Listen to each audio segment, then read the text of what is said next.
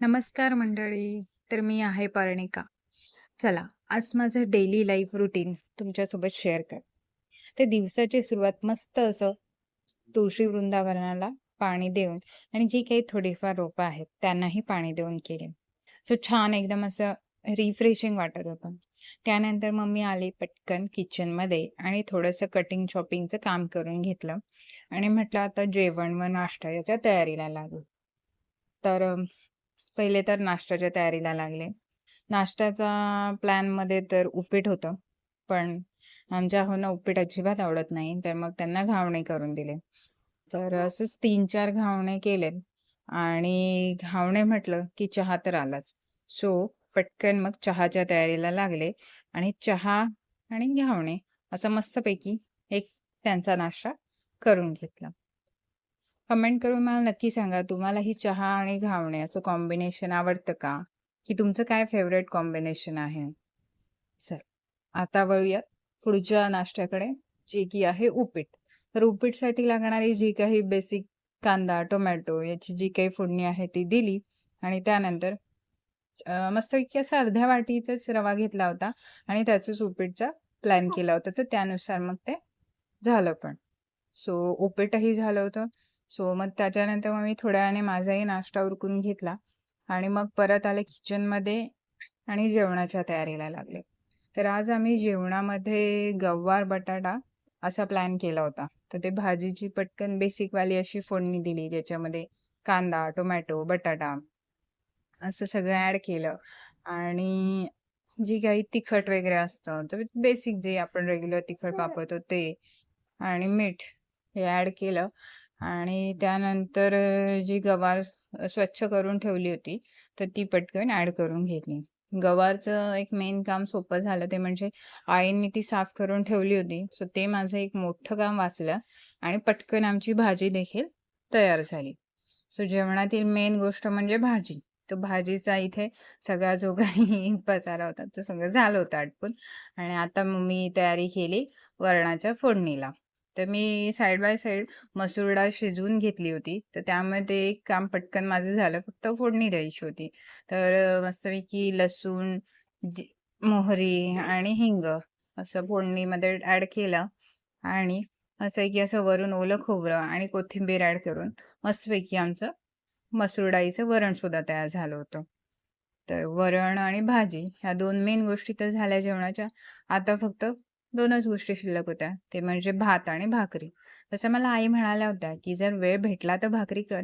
पण हल्ली कसं माझी प्रॅक्टिस पण होत नाहीये तेवढीशी.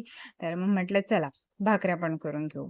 मग साधारण 4 ते 5 भाकऱ्यांचं पीठ घेतलं आणि त्यामध्ये मस्तपैकी उकळलेलं असं गरम पाणी ॲड केलं आणि मग भाकरीचंही पीठ मळून घेतलं आणि मग पटपट भाकरीच्या तयारीला लागले.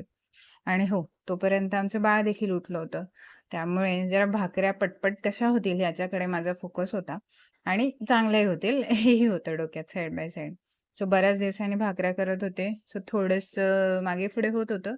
पण झाल्या बऱ्यापैकी ज्या काही जसं ठरवलं होतं तशा मग भाकऱ्याही करून घेतल्या. आता ह्याच्यानंतर फक्त शिल्लक होता तो म्हणजे भात. आता भात काय पातेल्यामध्ये पण होतो किंवा कुकरलाही होतो पटकन. मग म्हटलं तो शेवटला करून घेऊ. त्याची काही गडबड नव्हती. तर बघा मस्त अशी भाकरी टम्म फुगली होती. सो भाकरी फुगली की ती छानच लागते. तर अशा छानपैकी भाकऱ्यांचंही काम माझं उरकून झालं. त्यानंतर मग दुपारी जेवणं वगैरे आटोपली आणि नंतर मग थोडीफार कामं बाकीची काही राहिली होती. जसं की मशीन लावून घेणं. तर बाळाचे कपडे मग थोडेसे हाती धुतले आणि नंतर मग मशीनला लावून टाकले. आणि त्यानंतर माझं पण थोडं काम होतं. तर आता अजून तरी मी गरम पाणी पिते. ते गरम पाणी माझ्या बॉटलमध्ये भरून ठेवलं आणि ते एक मेन जे काही पाणी वगैरे होतं ते सगळं आवरून घेतलं. त्यानंतर मग मी आले परत किचनमध्ये.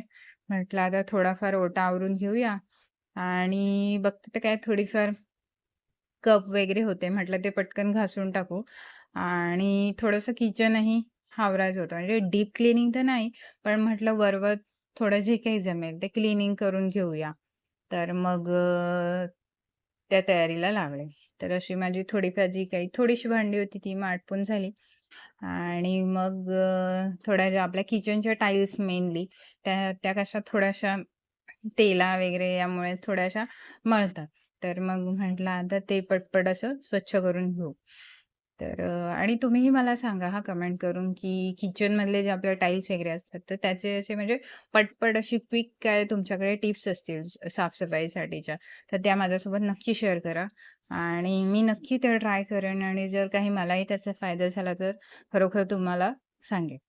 कारण आता मेनली मला बरीचशी कामं पटपट आटपायची असतात. कारण जेव्हा कधी बाळ थोडा वेळ खेळत असेल किंवा झोपलं असेल, तेव्हा मला तेवढ्या वेळामध्ये ती कामं आटपून घ्यायची असतात. कारण मग बाळ उठलं की बाळाकडे वेळ द्यायला लागतो. आणि हो, त्याच्यामुळेच ही माझी जरा पटपट आवरायच्या, जरा सध्या कामं कशी पटपट आवरता येते याच्याकडे फोकस देखील असतो.